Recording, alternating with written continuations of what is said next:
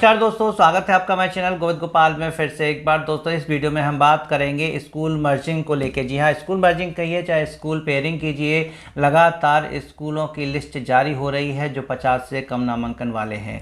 जिला बेसिक शिक्षा अधिकारी महोदय अपने अपने जिले में 50 से कम नामांकन वाले स्कूलों की सूची जारी कर रहे हैं। उनके पेयरिंग का भी जो है आदेश जारी कर रहे हैं। इसके लिए समस्त खंड शिक्षा अधिकारियों को निर्देशित करते हैं कि आप अपने खंड क्षेत्र में विद्यालय जाकर कैसे भी करके एक एसएमसी बैठक कराइए। एसएमसी बैठक में अभिभावकों को इसके संबंधित जो भी लाभ हैं उससे अवगत कराइए और उनसे सहमति पत्र प्राप्त करिए।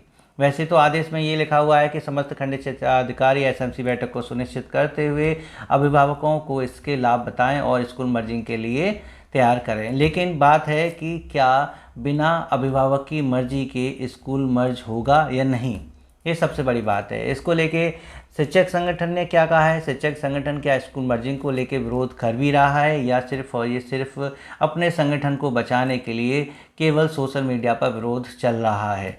धरातल पर विरोध कौन कर रहा है, इसको लेकर अभी तक सामने बात नहीं आई है। हाँ, एक दो संगठन की बात आई है, लेकिन यूपी में वो बड़े संगठन नहीं हैं और ना ही उन प्रदेश अध्यक्षों को इतना कोई मानता है। लेकिन इस धरातल पर विरोध के साथ साथ एक संगठन ऐसा है जो महानिदेशक महोदया से मिलके आया है, वो है Uttar Pradesh junior high school शिक्षक संघ, जो महानिदेशक महोदय से मिलके आया और उन्होंने स्कूल पेयरिंग को लेके वार्ता की है। महानिदेशक महोदया ने सीधे तौर पर कह दिया है कि हम पहले भी कह चुके हैं, स्कूल मर्जिंग को लेके कोई भी ज़बरदस्ती नहीं की जा रही है और ना ही स्कूल बंद किए जा रहे हैं। जब तक अभिभावक की सहमति नहीं होगी स्कूल मर्ज नहीं किया जाएगा, स्कूल वहाँ बंद नहीं किया जाएगा और ना ही शिक्षकों पर इसके लिए कोई दबाव डाला जाएगा। महानिदेशक महोदय की तरफ से अभी तक दो ही बड़े बयान आए हैं कि पहला कि हमने स्कूल मर्ज करने के लिए कोई भी छात्र संख्या निर्धारित नहीं कर रखी है और दूसरा यही कि स्कूल मर्ज अभिभावकों की सहमति के बगैर नहीं किया जाएगा। इन दोनों आदेशों को अगर गौर से समझा जाए तो पहले आदेश के लिए तो जिला विशिष्ट शिक्षा अधिकारी और डीएम महोदय ही जो है अधिकारी हैं और वो ही जो है निर्धारित कर सकते हैं कि हमारे ज़िले में कितने कम नामांकन पर विद्यालय बंद होने हैं। तो पहले जो विसंगति देखी गई थी, कहीं 20 से कम नामांकन वाले विद्यालयों की बात चल रही थी तो कहीं 50 से कम, लेकिन अब लगता है सभी जिलों में समान रूप से 50 से कम नामांकन वाले विद्यालय बंद हो रहे हैं। आपने सोशल मीडिया पे एक अपडेट और पढ़ी होगी कि शिक्षक जो हैं, जब विद्यालय खुल चुके हैं 16 जून से, तो शिक्षक जो हैं अब प्रयास कर रहे हैं कि गांव में घूम घूम कर 2-4 नामांकन और बढ़ा लें बच्चों का। कहीं ना कहीं से कोई ऐसा बच्चा मिल जाए जिसका नाम लिख लें और हमारी संख्या 50 से ऊपर पहुंच जाए। ये वही शिक्षक कर रहे हैं जिनके विद्यालय में 50 से कम 1 या 2 बच्चा हो, यानी जिनके बच्चे स्कूल में नामांकित 48 हैं, 49 हैं, वो ही 1-2 बच्चों को ढूंढ रहे हैं। वरना इतना नहीं कि अगर किसी के पास छात्र संख्या बहुत कम है विद्यालय में तो वो इसको बढ़ा पाएगा, लेकिन शायद अगर 1 या 2 बच्चे के एडमिशन से स्कूल बच सकता है गांव में तो वो अध्यापक भी पूरा प्रयास कर रहे हैं, क्योंकि ये अध्यापक हित में तो है ही, साथ ही साथ छात्र हित में भी है। क्योंकि स्कूल मर्जिंग के बाद जब कोई विद्यालय बंद होगा तो वहाँ के गांव का बच्चा वहाँ से कम 2 किलोमीटर तो दूर जाएगा ही पढ़ने। ये बात गांव में भी धीरे धीरे फैल जाएगी और हो सकता है कि जब एसएमसी बैठक हो वहाँ अभिभावकों को बुला के इसके बारे में बताया जाए तो शायद वो इसका विरोध करें या सहमति जताएँ। ये बैठक पर निर्धारित होगा, साथ ही साथ इसके लाभ और हानि को गिनाने पर निर्भर करेगा कि हम किस तरीके से इसके संबंध में वार्ता की जाएगी। तो स्कूल मर्जिंग को लेके जो भी बातें संगठन के द्वारा कही जा रही हैं उसमें तो यही सबसे मेन बात निकल के आई है कि स्कूल मर्जिंग अभिभावक की सहमति से ही हो रहे हैं और स्कूल जो मर्ज होंगे उसके लिए शिक्षकों पर दबाव नहीं बनाया जाएगा। वहीं आपको बता दें, लखनऊ का ही एक पत्र था जहाँ पर जिला बेसिक शिक्षा अधिकारी महोदय ने एक स्कूल के समस्त स्टाफ को कठोर चेतावनी दे दी थी कि जब अभिभावकों ने स्कूल मर्जिंग का विरोध किया था तो उन्होंने कह दिया कि आपने अभिभावकों को सही तरह से सरकार की योजना का लाभ के बारे में नहीं बताया है और भविष्य में अगर अभिभावक ऐसा विरोध करते हैं, नारेबाजी करते हैं तो आपका कठोर चेतावनी दी जाएगी।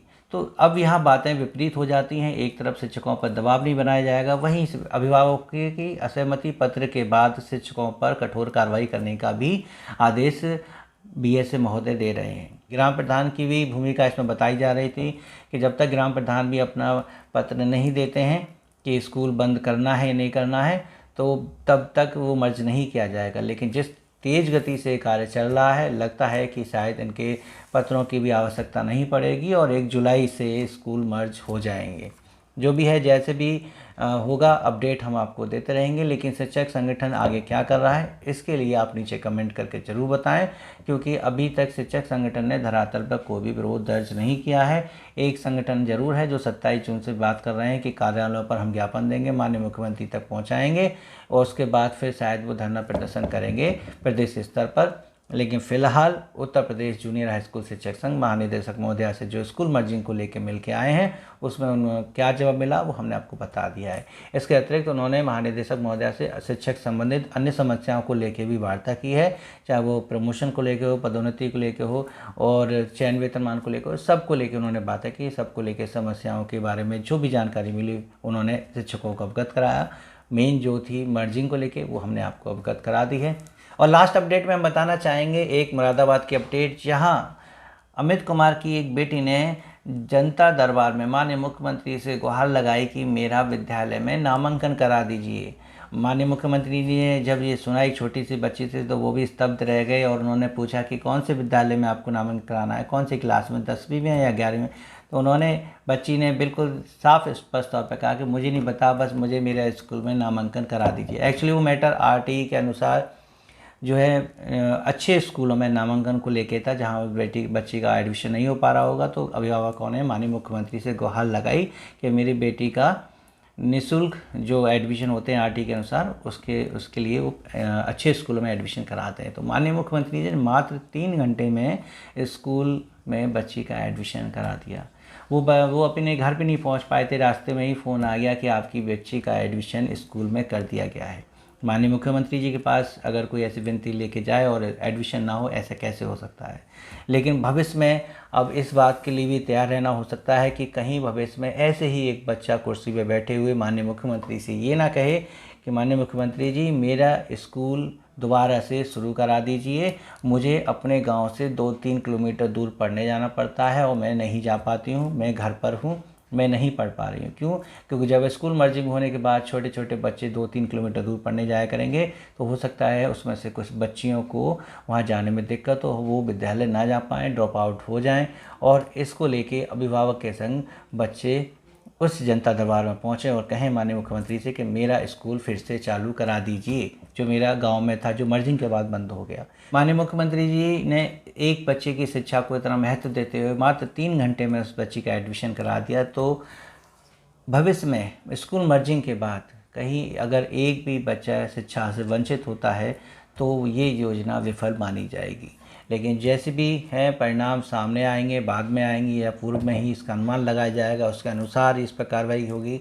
ये बात की बातें हैं। फिलहाल आप वीडियो को लाइक ज़रूर कर दीजिएगा और शेयर कर दीजिएगा। चैनल पर नए हो तो चैनल को सब्सक्राइब कर लीजिएगा ताकि बेसिक शिक्षा से जुड़ी अपडेट हम आपको दे सकें।